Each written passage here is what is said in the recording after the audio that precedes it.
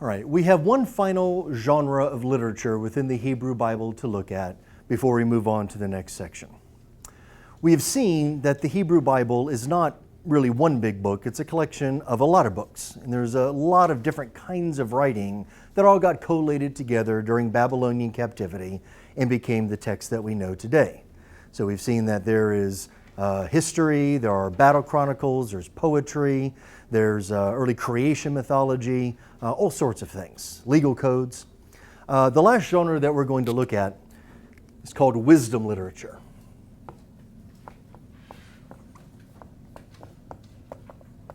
Wisdom literature is the branch of ancient writing that deals with the universal human questions.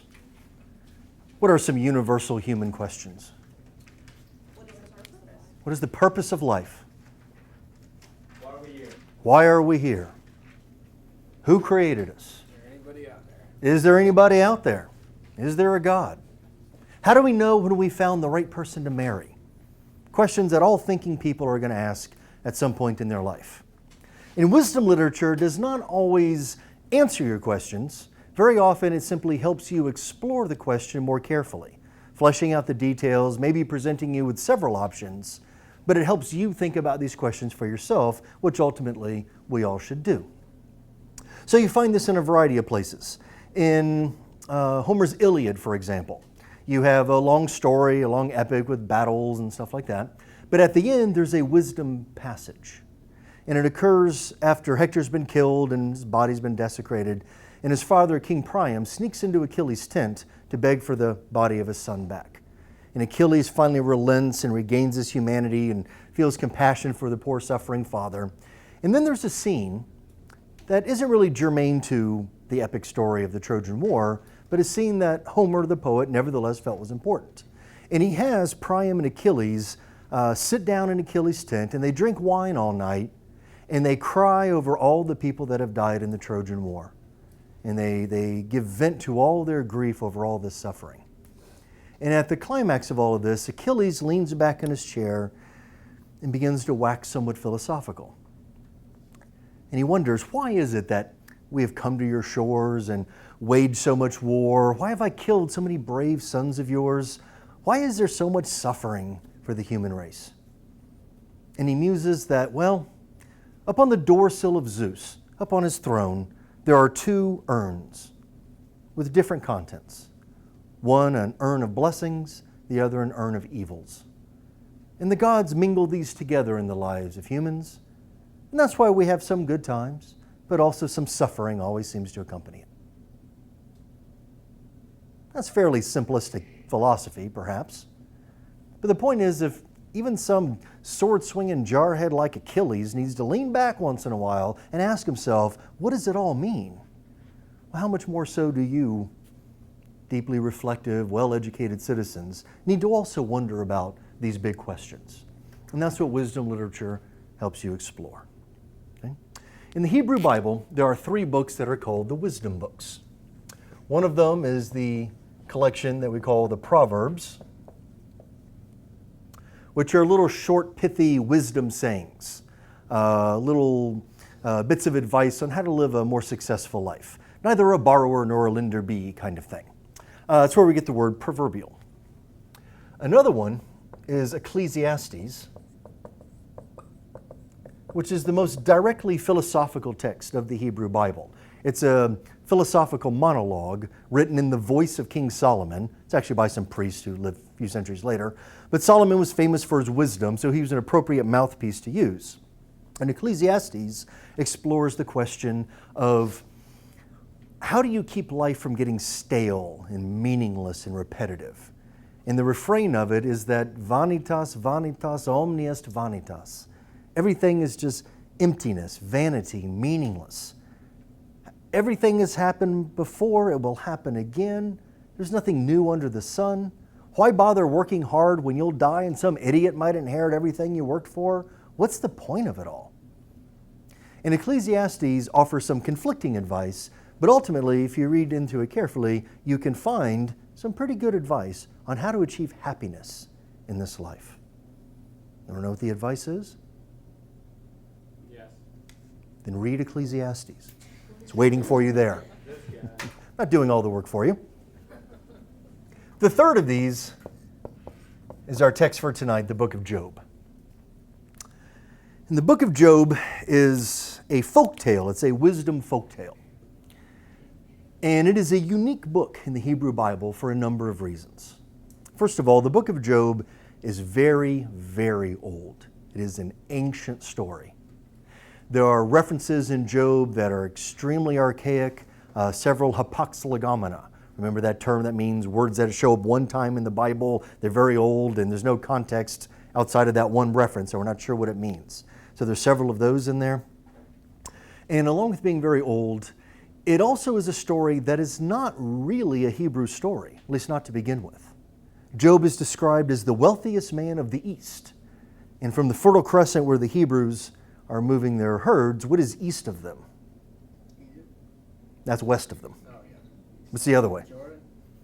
That's about where they are. East of them. That's north. Oh, geographically challenged students. Mesopotamia is east of them. The Tigris and Euphrates rivers, all those fabulous cities and civilizations. Okay? So this is really a Mesopotamian story. But the Hebrews encountered it very early on in their history, and it struck a chord with them. It addressed a question that was very, very vexing to them. And so they absorbed the story and they made it into a Hebrew story. But you'll notice that Job doesn't actually fit in the line of the patriarchs. You can't know who his begats are, how he fits in there. You can't really put him in the historical narrative. It's a folk tale that takes place in kind of mythological time. And it's also been worked over many times. The core of it, you'll notice by how the editor has laid it out, like poetry, the core of it is an old song. So it was part of their oral traditions that was sung and remembered for many, many centuries before it achieved written form. But it's also been worked over and added to many times. There's evidence of several hands that have maybe contributed to the text. And especially important is the prologue at the beginning and the little epilogue at the end, which were certainly added later. And you can tell that it was added at the time that it had become a written text, because it's not put in that song-like form. So this story has moved like a sponge through Hebrew history, absorbing people's insights and ideas. It's been added to, it's been worked over, and it's transformed a great many times over the centuries until it takes the form that we have now. Okay? So let's take a look at it in the way that we have it now and see what we can learn.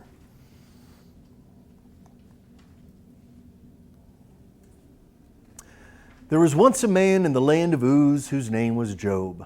And that man was blameless and upright, one who feared God and turned away from evil. So in our little thumbnail sketch introduction to Job, what do we basically know about him? He's a good guy. Follows all the laws of God. He's incredibly pious. He's almost like obnoxiously pious.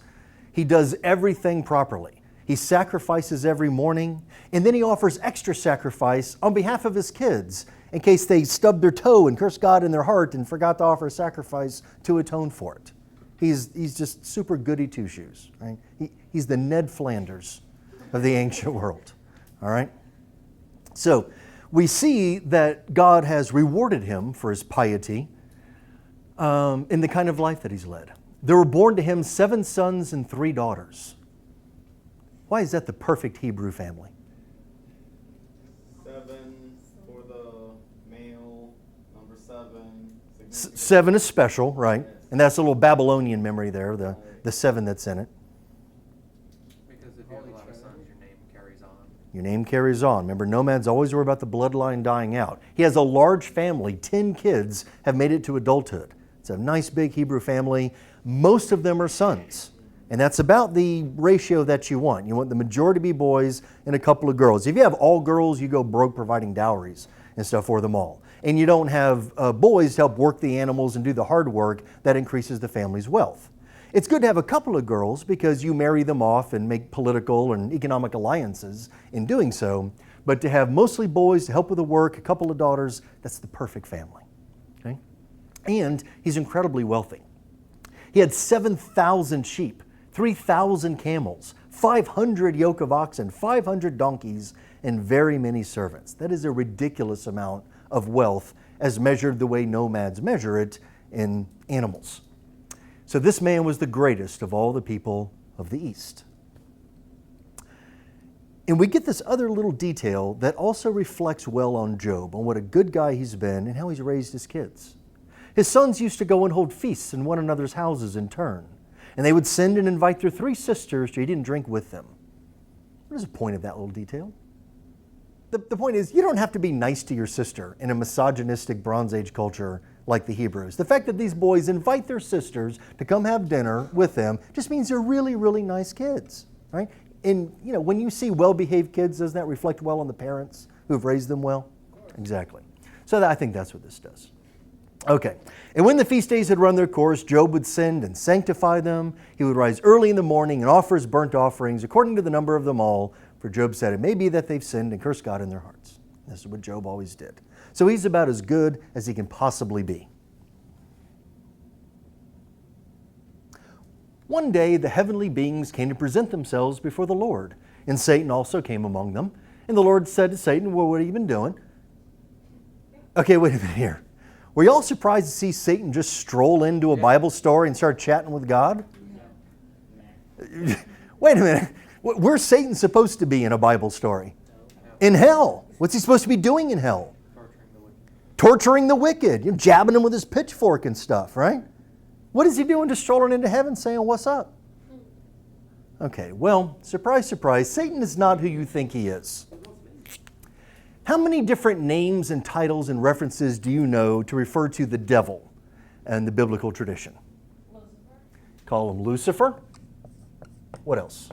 Hades. Hades, well, that's Greek myth. Satan. Satan. What's that? The devil. The devil. Nice. Beelzebub. Isn't he an archangel? Well, he is an archangel, yes. Good too. What else you got? Oh, I forgot his name. His archangel name? Angel. I thought it was Lucifer, isn't it? Well, Lucifer is that reference you're probably thinking of, and he sometimes has this epithet he's referred to as the morning star. What about in the Garden of Eden? He's a serpent. Okay, he's the serpent, Garden of Eden. And our devil character is often associated with a bunch of demons that are his minions. And you might know some other fun names like Azrael and Moloch and things like that that are usually thought of as being names of the demons that serve him. Okay, so all of these today are generally considered just various names and references to the same antagonistic character of the biblical tradition, of God's opponent and yours as well. Originally, though, all of these references are to different characters. It is only much later in the Jewish mystical tradition that they all get conflated together into one arch nemesis of God. In the early days, they were actually different. Let's see, going up from the bottom here. The serpent, as you already know from our references to the Epic of Gilgamesh, really is a talking serpent. Nowhere in the Garden of Eden story does it say the serpent is the devil. That's just the standard interpretation. It says the serpent, the wiliest of creatures. And as we know from the Epic of Gilgamesh, there is another serpent that tricks humans out of their immortality. So Mesopotamia is full of stories of sneaky serpents getting the better of humans. So that's not him. Beelzebub and all those other colorful names are really the names of Canaanite and other deities that were worshipped by the native population in the Holy Land. And later, when the Hebrews have left henotheism into monotheism, and they need to explain who were these other gods and stuff that the biblical God said don't go to their temples, I mean, they're there in the story, you got to sort of explain who they are. And it's the early Christians who developed the idea that, well, these were just demons masquerading as gods to trick the pagans into worshiping the devil without them realizing that they were doing it. But originally, as history and archaeology tells us, these are simply the names of foreign deities, ones you're not supposed to be mingling with, but real deities. Words like devil and demons come from the Latin. When Christianity develops in the Roman Empire, they absorb a lot of Latin references and terminologies. For example, the word demon comes from a Latin term, daimones, which are little minor night spirits that fly around and kind of cause mischief and stuff. It can also be used to refer to somebody's like inner spirit, the thing that drives them, their demons. And we still kind of use the phrase in that way today. But these are just borrowings from the Latin. And Lucifer here is the main character you're actually thinking of. When you think of the devil in that famous story, Lucifer is who you're thinking of, the fallen angel who's cast out of heaven. And where in the Hebrew Bible is that story, by the way? Isaiah makes a brief reference to it, but where's the actual full story told? It's not. Exactly. You can go cover to cover in your Old Testament, and you're not going to find angel being kicked out of heaven story. That is in another body of mystical Jewish writing that few people read. The reason it's commonly known in the Western Christian world is that a lot of the early Christians were Jewish mystics who came into Christianity and brought with them a story that was well known to them. And so it's part of the popular knowledge of Christianity, but the story's not actually in your Bible anywhere. Does it say that he fell from grace? Yeah, there's a reference in Isaiah, a poetic reference, but the full story is actually told in another text. The name Lucifer here can also be referenced as the morning star.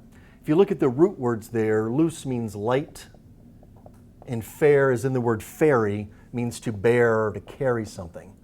So Lucifer literally means light bearer, and morning star is a euphemism for him. You astronomy fans out there, what is the morning star? Venus. The planet Venus.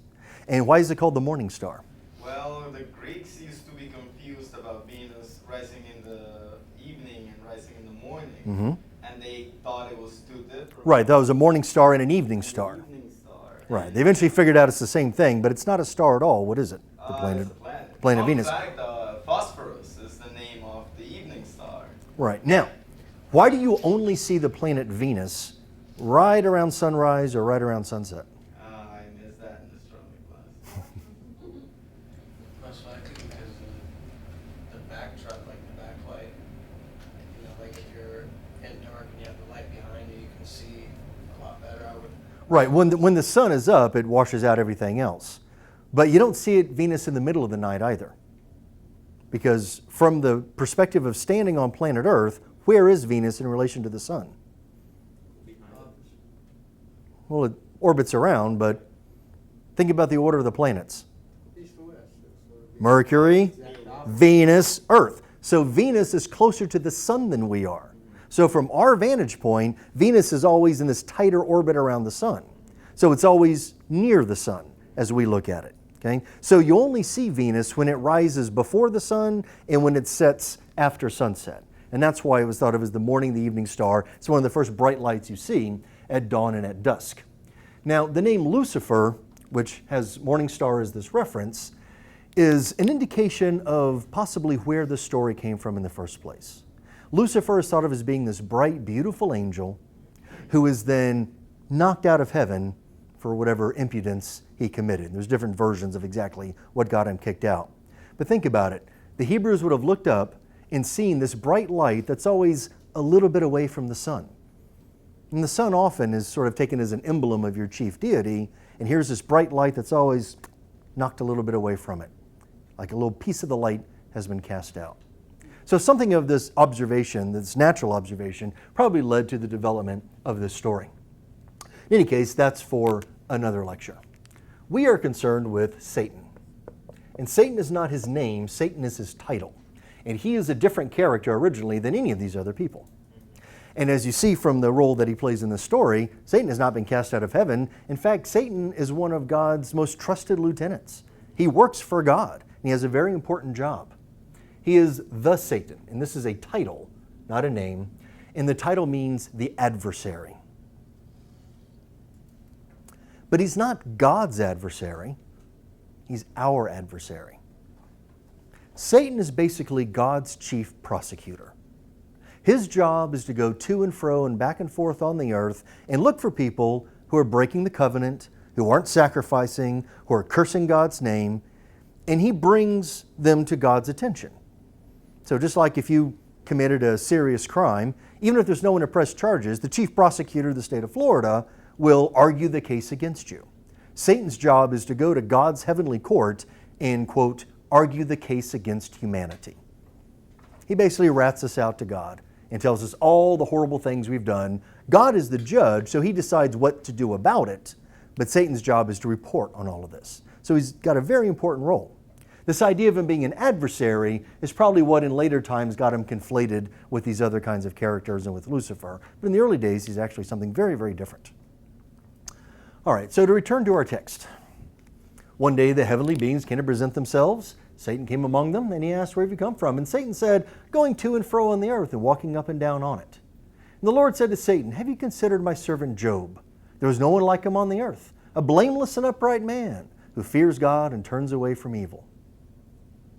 Now, biblical writing is often very sparse right where you would like a little more elaboration. You'd like a little more dialogue and character development. You have to sometimes infer something that the Hebrews already knew. And that is that God and Satan have had this ongoing conversation about the relative worth of humanity. Satan, given his job, what do you think his opinion of humanity is? He thinks we suck. Exactly. He thinks we're just miserable sinning bastards and God ought to just smite us all with a lightning bolt and be rid of us already. God is more merciful, and he's always trying to show, wait a minute, humanity's not so bad. And so they launch right into this ongoing conversation without much to do. So God says, what about Job? Basically, doesn't Job do something to justify humanity? Doesn't he show that they can be good and they can be pious? Now, is Satan convinced by this example? No. Satan's answer is, of course he's good. Look how wealthy you've made him. He's great in the land. He's got incredible wealth. Lay your hand to that. Destroy all of his wealth. And he'll curse you to your face. So God takes the bet. He says, all right, go mess with him. Don't kill him, but go mess with him. All of his property, destroy it. We'll see what he does. So this sets up this bet in heaven. So Satan goes down and starts working his mischief. And Job has the worst day of his life. Messengers keep showing up with bad news, one right after another. All of your cattle got rustled, and all your servants were killed, and all the camels got stolen. All your property was stolen by foreign tribes, and then a windstorm comes from the desert and knocks down the house where all your kids were eating, and all your children are dead. He loses all of his wealth and his children in one day. It's a rough day. Now, does Job curse God to his face like Satan predicted? No. What does he say? The Lord giveth and the Lord taketh away. There's that biblical one-liner. The Lord giveth and the Lord taketh away. What, I just praise him in good times and curse him in bad? That ain't right. Blessed be the name of the Lord. Satan goes back up to heaven. God says, see, I told you. But Satan's like, well, no, wait a minute. He still has his health. I mean, a man will give up all of his possessions in order to retain his life. And with his health, he can work hard to regain it all. But lay your hand to that. Make him sick and diseased in the body, and he'll curse you to your face. God takes the bet a second time. So, all right, go mess with him. Don't kill him. Go mess with him some more. We'll see what he does. And now, Job is stricken with sickness. He has these boils and pustules that break out all over his body. It kind of sounds like the plague in his description. These things, they swell up. Later he'll describe how they fill with pus and then they burst open and it oozes down the side of his body and then it gets all hard and crusty again, only to swell up and burst open again. Hopefully you've already had dinner. Right? It's pretty grotesque. And the Hebrews, of course, they are so obsessed with ritual purity and this kind of thing that they throw him right out of town. And so now we find Job having lost all of his wealth, all of his children, abandoned by all of his friends, thrown out of town, laying on the garbage heap out on the outskirts, and the only one there left is his wife. And she ain't much comfort. She just tells him, oh my God, just curse God and die already. He tells her to shut up. All right. So Job is laying there in his misery. There's his wife nagging at him. And he's got this potsherd, a little chunk of broken pottery, and he's just scraping and scratching this incessant itching on his skin from all of these boils, causing him to cut open again. He's in bad shape. Now some time goes by, and word of what's happened to Job begins to spread.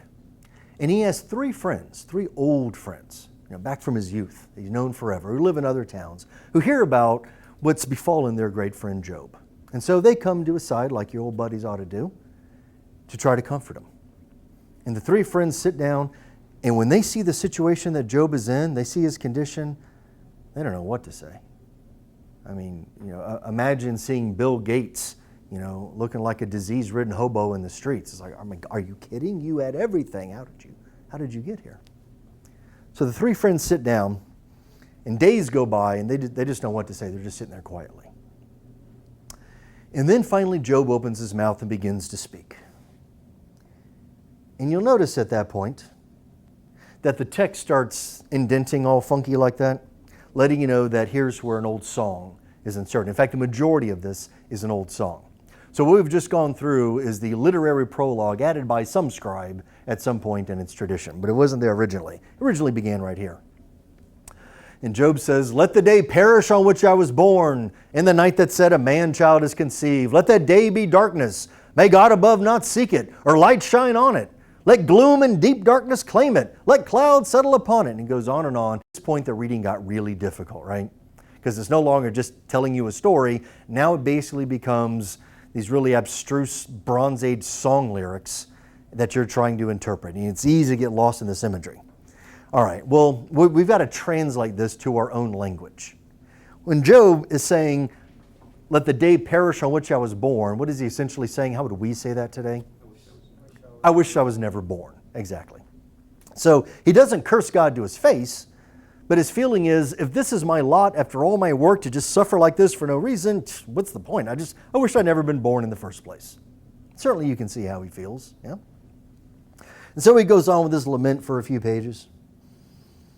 And that prompts then his friends to start talking. And then what follows kind of works like a dialogue. Like in Plato's dialogues, where Socrates and a couple of characters will just start a conversation, and through their discussions, you explore philosophical ideas. And this works in the same way. The three friends are all sure that Job must have done something wrong, and they're trying to help him see whatever the error in his ways are, but they don't know what we know.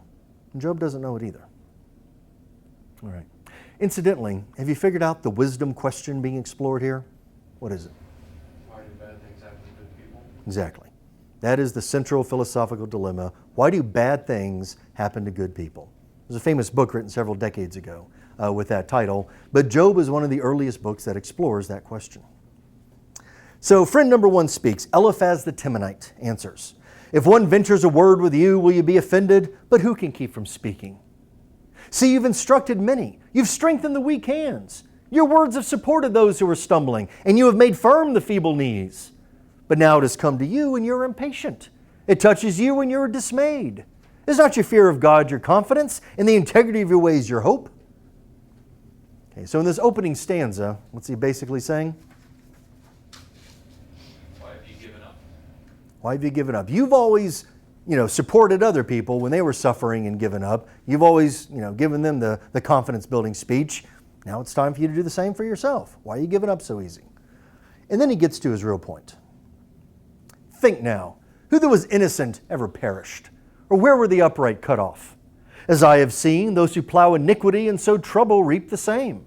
By the breath of God they perish, and by the blast of his anger they are consumed."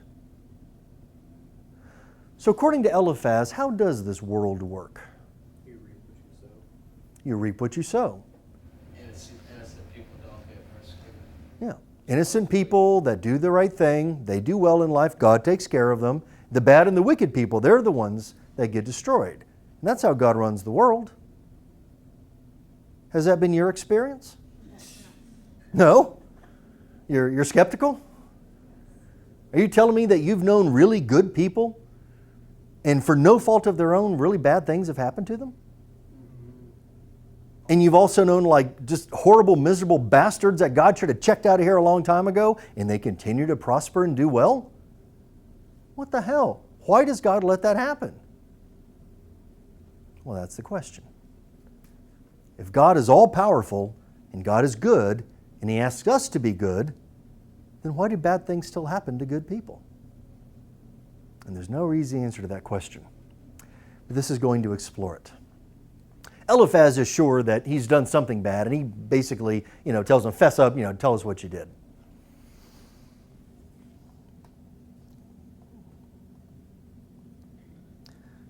Job answers, "Oh, that my vexation were weighed, and all my calamity laid in the balances. For then it would be heavier than the sand of the sea. Therefore my words have been rash. For the arrows of the Almighty are in me, and my spirit drinks their poison." I know this got really, really hard to read, and very quickly as well. But it's important that you read this and you kind of feel the words and feel Job's suffering. You have to vicariously be in the same state of mind that he is. And that's why there's 35 books of his suffering before they finally get to their real point at the end. You need to suffer so that you'll have the same kind of enlightenment at the end of this that Job finally has.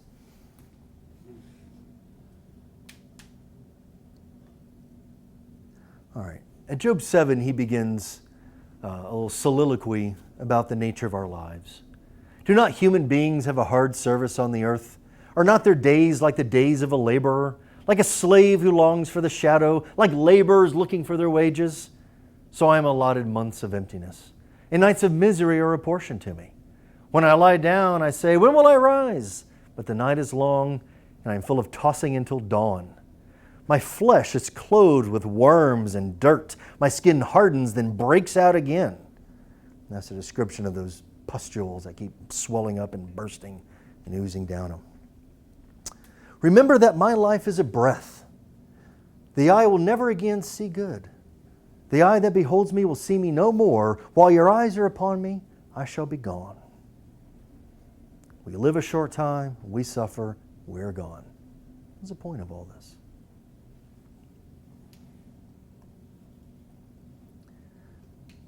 Friend number 2 chimes in.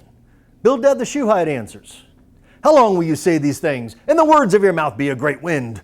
Does God pervert justice? Does the Almighty pervert the right? If your children sinned against him, he'd deliver them to the power of their transgression. If you will seek God and make supplication to the Almighty, if you are pure and upright, surely then he will rouse himself for you and restore to you your rightful place. And though your beginning was small, your latter days will be very great." So again, the friend assumes that Job has done something bad, but he does draw our attention to another possible explanation for all of this. Makes sense to him. What does he draw our attention to? Children. The children. Okay? And what is his point about them? That maybe they did something bad. Maybe they did something bad, exactly. So as the parent, of course, you're suffering at the loss of your children, but maybe this isn't about you at all, Job. Maybe this is about your kids and that they did something bad. Now, did they? Well, we don't know. We don't know much about them, really, except that they're basically nice people. But the prologue that some scribe added does address this point. So even if they had done something bad, that's not an explanation why. Job sacrifices for them.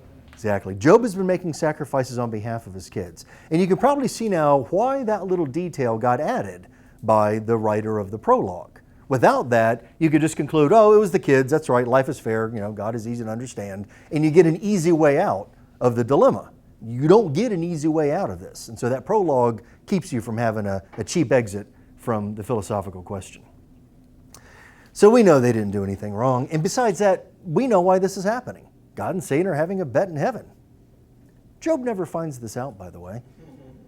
At the end of the story, God never explains to him why this happened. How pissed off would he be?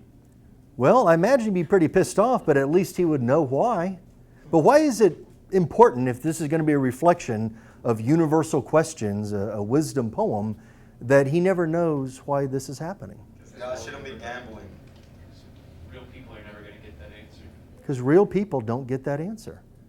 When suffering happens to you, do you ever get a full and satisfying explanation for the bad luck you had? No. Shitty things just happen and there's really no reason for it. That's what we experience in life. So that's why we, the audience, get to know something that Job himself never finds out. Job 9. Job answers, "Indeed, I know this is so. But how can a mortal be just before God? If one wished to contend with him, one cannot answer him once in 1,000. He is wise in heart and mighty in strength. Who has resisted him and succeeded? How do we possibly stand up to the power of God, even if we know that we're in the right?" At verse 13, Listen to the language. This is all going to be confusing poetry, but listen to the language and the imagery. God will not turn back his anger. The helpers of Rahab bowed beneath him. How then can I answer him, choosing my words with him? Though I am innocent, I cannot answer him. I must appeal for mercy to my accuser. If I summoned him and he answered me, I do not believe he would listen to my voice, for he crushes me with a tempest and multiplies my wounds without cause. He will not let me get my breath, but fills me with bitterness. If it is a contest of strength, he is the strong one. If it is a matter of justice, who can summon him? Though I am innocent, my own mouth would condemn me. Though I am blameless, he would prove me perverse. I am blameless. I do not know myself. I loathe my life. Now, in this language that you hear, remember when we looked at Psalm 18 and we noticed the very militaristic metaphors that David uses in this Bronze Age song, and we see basically the metaphor he's presenting. What kind of metaphors do you get here? Judge. About judge and justice and innocent and contest of strength, summoning him. These are all what kind of words?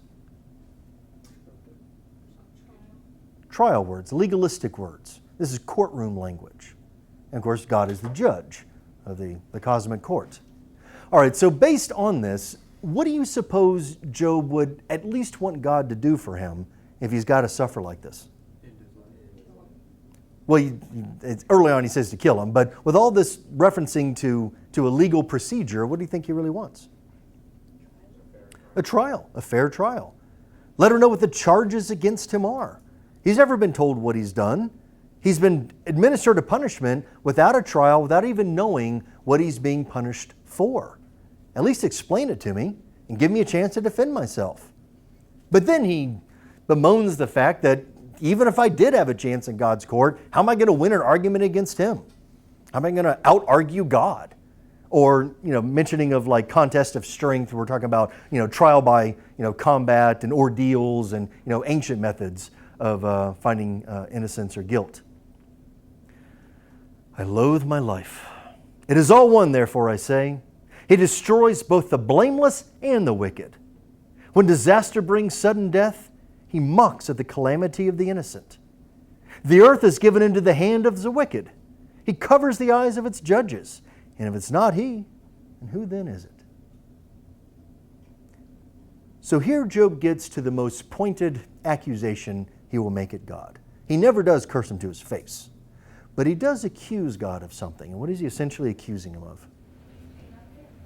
Of being unfair and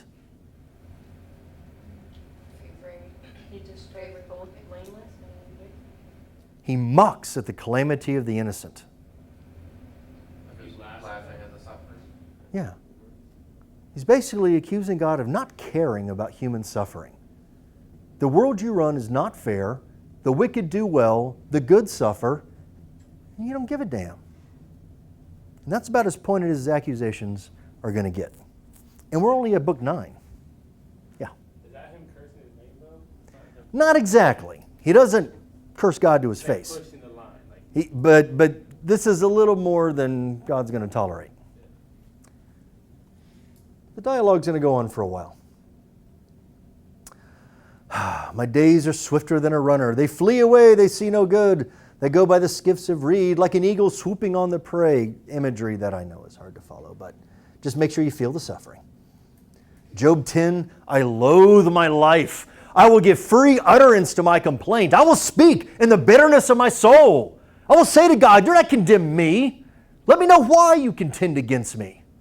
Does it seem good to you to oppress, to despise the work of your hands, and favor the schemes of the wicked? Do you have eyes of flesh? Do you see as humans see? Are your days like the days of mortals and your years like human years, that you seek out my iniquity and search for my sin, although you know that I'm not guilty? And there was no one to deliver out of your hand. Your hands fashioned and made me, and now you turn and destroy me. You fashion me like clay, and will you now turn me to dust again?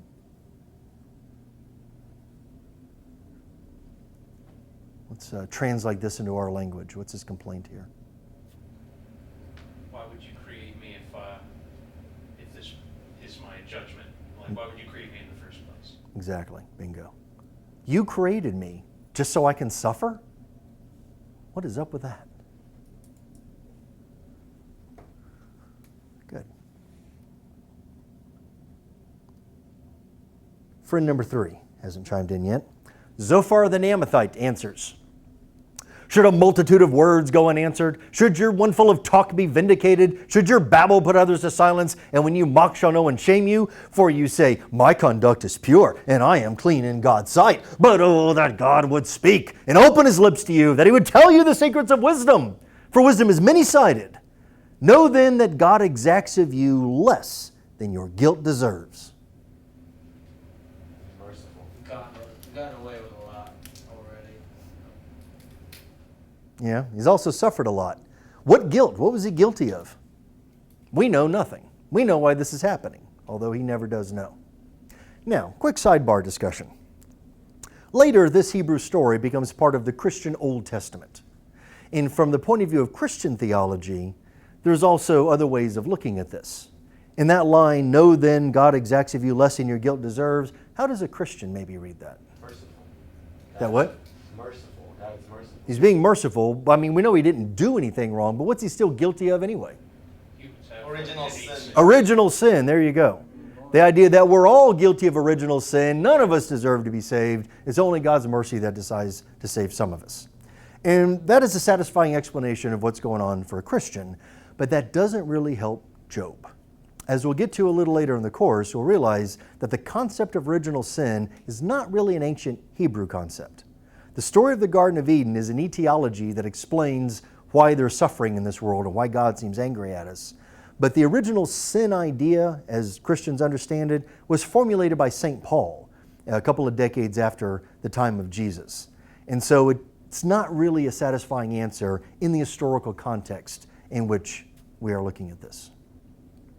And there's another thing that doesn't help us either. If you were a Christian in this situation, how might you cheer yourself up? Despite all your suffering, what do you still get to look forward to? Get to go to heaven. Who cares if your life is 70 or 80 years of just miserable suck?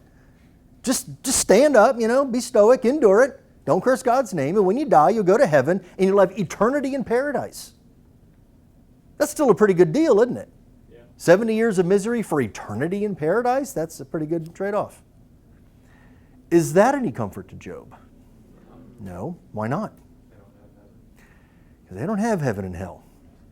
And here's your final surprise about the original Hebrew belief in the Old Testament. There is no promise of going to heaven in the Hebrew Bible. The idea of living your good and moral life, and as a reward you get to go and live with God in paradise, does not exist at the time that the Hebrews wrote down their Bible during Babylonian captivity. Where do the Hebrews go when they die? Sheol, very good. Good Hebrews, bad Hebrews, mediocre Hebrews, all Hebrews go to this dark, dusty underworld called Sheol.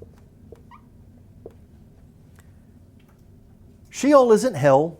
It's not purgatory. It's not limbo. It's not any of these later medieval Christian concepts. Sheol is more like Hades in Greek mythology. It's not a place of punishment. It's certainly not a place of reward. There's nothing to look forward to going to there. But it's the inevitable end of all living things. Your spirit returns to the earth. The only good thing about Sheol is that your ancestors are there, so you get to rejoin them. But other than that, it's mostly just boring in Sheol. There's nothing you just sort of lay around in the dust. They thought of Sheol as being basically just sort of an eternal rest at the end of all your hard work in life. But it's dark, it's dusty, clay is your food. There's a Mesopotamian reference to a similar kind of underworld where they describe these black birds that stare at you and say nothing. Very Edgar Allan Poe. That's about it. It would make you, we would see psychologically, how can you possibly endure this? So Sheol is just down there. The pillars of the earth are holding up, the living land where we are.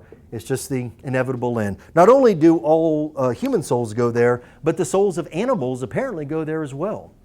In Ecclesiastes, there is a passage that says that humans and animals go to the same place. We have no advantage over the animals. All are from the dust and all go to dust again. So apparently theologically, in the early days anyway, they imagined that the souls of all living things just return to the earth. Nobody goes up to live with God. So there's no heaven to look forward to either. That being the case, what is the point of all this good behavior? If you're not getting heaven as a reward for it, why not go party and have a good time? Well, the promised land is part of it, but we're not really talking about warriors and kings and this kind of thing, but just ordinary people living their lives. What is the attraction for them of sticking with the covenant? Using God. But what's your reward for it? You're still going to suffer in life, and then you're still going to die and go to the underworld where everybody goes. The most wicked people in the world and the best people in the world go to the same place. There's no judgment day. So why bother being good? How is your behavior going to matter? Believe he'll increase the quality of life while they have it. Well said. Increases the quality of life while you have it. You stick with the covenant, you follow the commandments, you sacrifice to Yahweh, hoping to get the 3 blessings of Yahweh. And they're all received in this life. And what do you suppose those 3 blessings of Yahweh are? Health, wisdom. Okay, well, hopefully wisdom. But health, which means you're going to have a long life. Wealth, you're going to have prosperity. If this is the only life you're going to have, you want to have a lot of it, and you want to be wealthy during it, and children. The only immortality really open to you is to have your bloodline carry on. You hope to have many descendants. Long life, prosperity, many descendants. For the ordinary ancient Hebrew, this is why you sacrifice to Yahweh. This is why you kept the commandment, so that this life will go better for you. Well, Job has done all these things and more. He's still alive, but his life is miserable. He's lost all of his wealth, and he's lost all of his children. So is it sinking in what a really vexing dilemma this is? There is no hope for him. There is nothing to look forward to at the end. He's fulfilled everything on his end of the bargain, and Yahweh is just taking it all from him for no reason.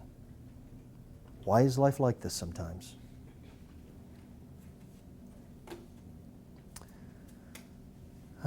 Skip along a bit. Job 16, it's kind of famous.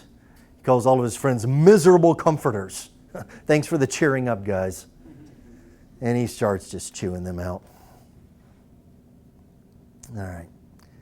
So we'll skip along a bit. I take it you've felt the suffering? It's sinking into your bones? All right. So he's going to go on and talk about the way that life is, and the wicked prosper, and the good perish, and God doesn't seem to care. Skipping along, Job 28 is a little interesting interlude. It's a song within a song. It's its own song that was incorporated into this larger song at some point. And it's a song about the hidden nature of wisdom. It goes on, surely there is a mine for silver and a place for gold to be refined. Iron is taken from the earth and copper is smelted. And they talk about all the wealth and riches of the world and where jade and emeralds and pearls come from and gold and all this stuff. But then the refrain is, where's wisdom found? Because this is not the greatest treasure of all, to have wisdom and understanding. So it goes on for a couple of chapters of that. Interesting, particularly for historians that are trying to reconnect the economic lines of the ancient world and where wealth and riches were. You get very important indications of that here. All right, but now it's time for the climax. For 35 books, Job has been suffering and moaning and bewailing his fate, asking God, will you at least just tell me what I did? Speak to me. Well, be careful what you wish for. You might get it. And at Job 38, God speaks. He makes a rare first-person direct appearance in the Hebrew Bible. We're not talking through burning bushes or right there, out of the whirlwind. Then the Lord answered Job out of the whirlwind. Who is this that darkens counsel by words without knowledge? Gird up your loins like a man. I will question you, and you shall answer me. Where were you when I laid the foundation of the earth? Tell me if you have understanding. Who determined its measurement? Surely you know. Who stretched the line upon it? On what were its bases sunk? Or who laid its cornerstone? When the morning stars sang together, and all the heavenly beings shouted for joy. Who shut in the sea with doors when it burst out from the womb? When I made the clouds its garment, and thick darkness its swaddling band, and prescribed bounds for it, and set bars and doors, and said, thus far shall you come and no farther. Here shall your prayer ways be stopped. Have you commanded the morning since your days began, and caused the dawn to know its place, so that it might take hold of the skirts of the earth, and the wicked be shaken out of it? It is changed like clay under the seal, and it is dyed like a garment. Light is withheld from the wicked, and their uplifted arm is broken. And he's on for several pages of this. Old school biblical rebuke, God screaming right in his face. Does he actually answer Job's question? Nope. What is the nature of his response? What is he basically doing? He's being very defensive. Sounds a little defensive, I suppose, from our psychological, point of view. He's upset that he's getting questioned by something he made. Right, he seems upset about this. This has gotten out of hand. We just had a little friendly bet going on in heaven, and now you're accusing me of running an unfair world, and he's about to set him straight. But he doesn't answer his question. What is he talking about? What is he referring to? What's the point of all this? All his might. Everything he has, All of his might and... just everything he has to do, his daily routine, kind of the important things he has to do. Right, right. It's the scope of his world. The scope of the world that he created. Yeah. He's pointing out all the magnificent aspects of the created world, and he keeps saying, do you know how this got done? Can you explain this? Can you explain one little detail of the world around us? And of course, Job can't. So what's his point, really? Don't question what I do. Yeah. I agree with everything. Don't question what I'm doing. You have no idea what you're asking.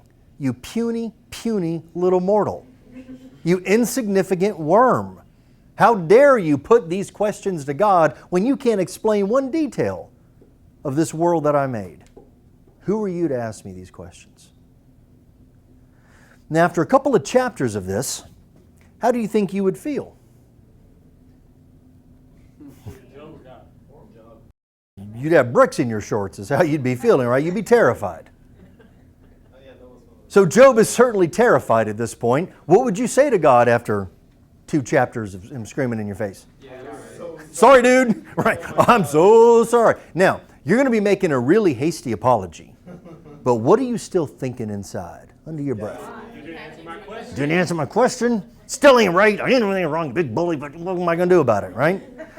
So Job is terrified, but he hasn't really changed his thinking. He's just making a lip service apology.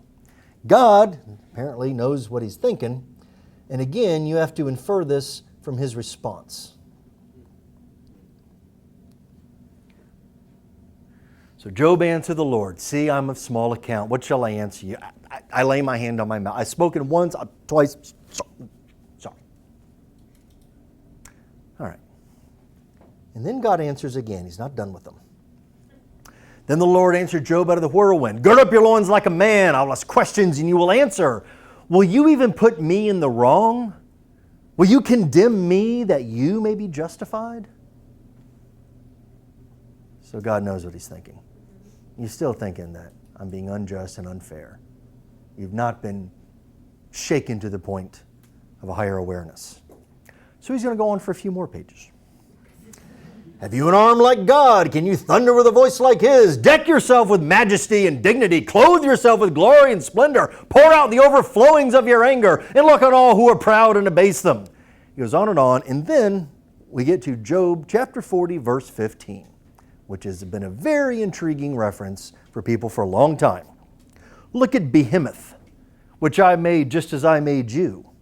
It eats grass like an ox. Its strength is in its loins. Its power in the muscles of its belly. It makes its tail stiff like a cedar. The sinews of its thighs are knit together. Its bones are tubes of bronze. Its limbs like bars of iron. It is the first of the great acts of God. Only its maker can approach it with the sword. What is a behemoth? Is it a dinosaur? My fundamentalist friends assure me that those dinosaurs I was trying to find an explanation for when I was 11 years old and wondering where they fit in the Bible, boom, there you go. Obviously, it's a dinosaur. Right? The next one coming up is clearly an Allosaurus. Right? I'm a bit skeptical of this, and we also have other ways of looking at this through comparative literature from the nearby cultures. We can't really say much about behemoth. That's another Hypoxylogomena, a unique ancient reference. But in the descriptions and in your own Bibles, if you look down at the footnotes, you might have a biblical explanation of it. What kind of a creature eats grass like an ox, has strength in its loins and the muscles of its belly, and so on? What might this describe in the real world? Hippopotamus. And so, check your Bibles at home and it might say, possibly a hippopotamus. There's one part in the description, though, that doesn't really work. What part does not work? Makes its tail stiff like a cedar. Hippo's got a little ropey tail. So that part doesn't work. But what else lives in the waters and in the grasses and has a tail that can break your leg? Crocodile. And of course, the Hebrews have been to Egypt. They've seen crocodiles in the Nile. So is it maybe a reference to a crocodile? Those things are grass eaters. But they don't eat grass. That doesn't quite work either.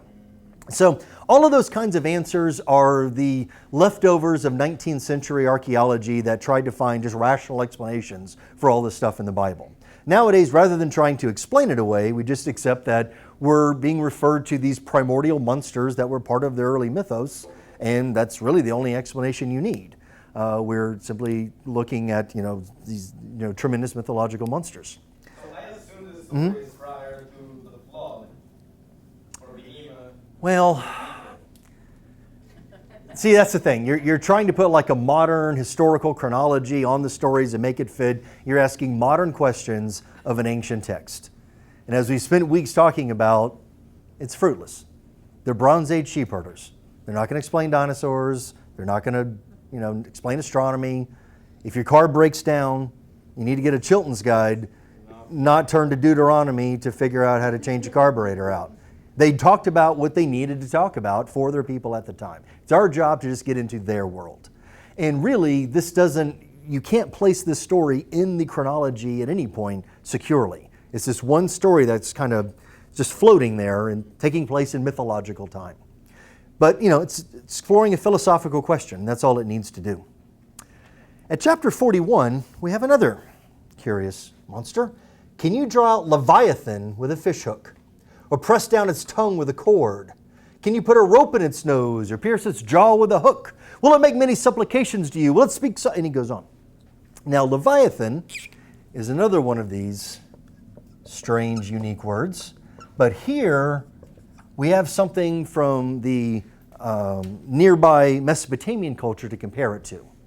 The Babylonians have a story about a monster called Lothon. And Lothon for the Babylonians is essentially the same kind of character as Leviathan for the Hebrews, just like Lilith and Lilitu are pretty much the same character. And in this story, Lothon is the sea monster who is attacking all of the Mesopotamian gods. They're all terrified to fight him. Marduk says that he will dispatch this monster if they acknowledge him as king of the gods. So he does. And so we have Marduk versus Lothon battle. And after much sweat and effort and toil, Marduk is triumphant and dispatches Lothon and becomes king of the gods in this version of the story of how Marduk gets that position. So essentially what we have set up is the notion that we're going to have a Yahweh versus Leviathan story. But there's a very important difference here. How hard is Yahweh struggling to defeat Leviathan? It's not struggling at all. Can you put a rope in its nose, pierce its jaw with a hook? Will it make supplications to you and speak soft words to you? Make a covenant with you to be taken as your servant forever? Will you play with it like a bird or put it on a leash for your girls? Have traders bargain over it? So the setup, the expectation for the ancient audience is, it's the hero god versus the sea monster story. And you know that it's going to be a mighty struggle and finally the hero god will win. But in this telling of it, Yahweh is just like playing with sea monsters like it's a little goldfish in a bowl. Cute little Leviathan, look at you, you're just adorable. And the whole point of this is to blow your mind. to absolutely explode your expectations and take you to a larger awareness. And that's why this is the climactic final passage of those several chapters of God screaming at Job. It concludes with this. And you suddenly realize, holy, God is so powerful, so immense, so beyond my comprehension that he plays games with sea monsters. And for the ancients who had expectations for how these mythological tales are told, it just breaks your frame of reference. Okay? The one parallel that I find for this, have you all seen the first Men in Black movie? Remember how at the very end of the movie, you see that the cat's necklace and that little jewel on it is really the universe, and you go in there, and then all these stars and star system and galaxies run, and then the whole thing backs out, and then you got these other space creatures that are playing marbles with it all, and it just keeps blowing your frame of reference and just blowing your mind. And that's the whole point, to break you out of your dungeon of rational, logical, linear thought and try to open you up to this higher awareness. At the end of this, Job finally gets it. Then Job answered the Lord, I know that you can do all things, that no purpose of yours can be thwarted. Who is this that hides counsel without knowledge? Therefore have I uttered what I did not understand, things too wonderful for me, which I did not know. Hear and I will speak, I will question, and you declare. I had heard of you by the hearing of the ear, but now my eye sees you, and therefore I despise myself and repent in dust and ashes. And that's where the original song ends. There's an epilogue tagged on the end there where he gets more kids and more wealth, and all of it is restored, multiple times over. So they tack a happy ending on the end. But really the old song ends with Job repenting in dust and ashes. And now hopefully you are at the point, along with Job, where you're open to this higher awareness. What has Job achieved through all of this turmoil? How is he different now? What is this that he now understands? But what is the nature of the enlightenment? What is it that has enlightened him? He realizes that God is all-powerful, and when he finally really, really realizes that, he changes. What does he become? Humble. Long-suffering Job achieves humility, which is the point of awareness that nearly all religions try to bring their followers to. That ultimately, you must be humble in the face of God. The whole vexing dilemma is that even if there is a God up there and we want to know him, we've got about 3 pints of rational brain between our ears. And it's a powerful tool. It can do a lot of great things. But can it contain 50 billion gallons of divinity? No. And that is the vexing conundrum of it all. Whatever higher power is up there, whatever God there is, knowledge of that is the thing that many would desire more than anything in the world, to really know the ultimate mysteries of life. But you have to accept by definition that you can't really comprehend all of it. And when you realize your utter inadequacy to even ask a meaningful question to God, much less understand the answers, you can't help but become humble. And that's what Job finally achieves. Let me put it in another way. Because I had this bizarre thing happen to me this morning that maybe can illuminate this. I was running late for work this morning. I got up a little bit late and I'm rushing around, and I got to find some coins for the toll booth, and I got to find the books that I need to bring to class today. I got to make sure that the dog has been fed, and I get my daughter to the in-laws. And I got all this stuff doing. I'm running out. I'm about to get in my vehicle, and I stepped on an ant. And I didn't kill the ant, but I stepped kind of on its side, and I crushed 3 legs on one side of its body. And then the weird thing happened. This ant gained a voice and spoke to me. And the ant said, "Hey, What the hell? What are you doing? You just crushed half my body. That ain't cool. I don't get it. I've been good. I've been a very pious aunt. Me and all my aunt brothers, we walk on the right side of the driveway, never on the left. We offer grasshopper sacrifice every Sunday morning. Surely you've seen and enjoyed them. We've done all the things that you, O great Lord of the manor, has asked of us. And then you go and crush me? Why?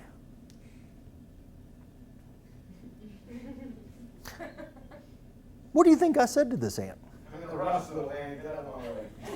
Why did you question me? I was about to stomp him. And then I thought, let me try to tell you something that might clarify things for you. And I said to this little ant, listen, little bug, I tell you what, I got some questions and you can answer. Do you have any idea what a busy day I have in front of me?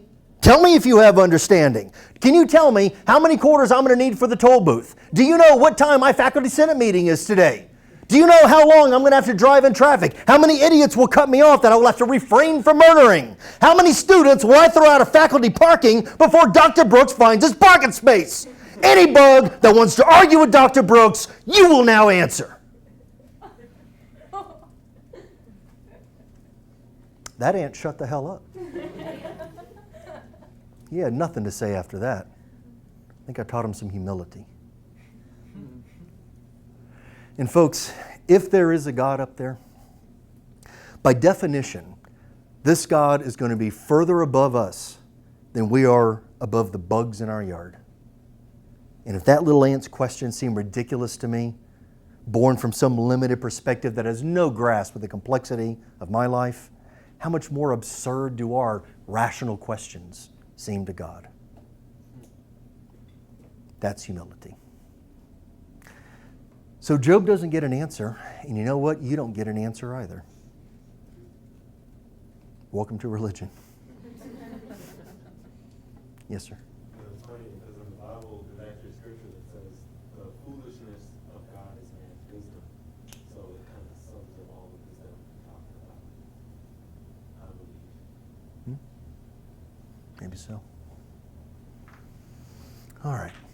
Well, that's wisdom literature, a strange and unique book of the Hebrew Bible. This concludes our very brief overview of the Hebrew Bible. We're going to go on to other topics very soon.